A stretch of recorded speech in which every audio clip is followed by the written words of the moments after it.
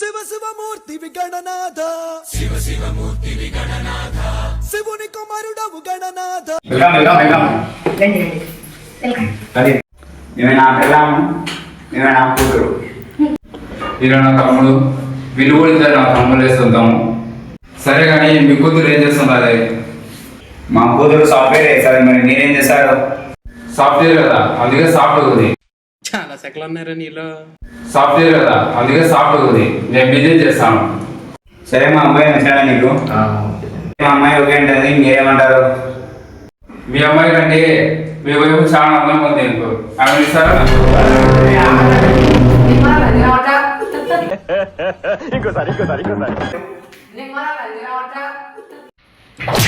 ఈ సంబంధాలు మీరు రిజిస్ట్రానే మీరు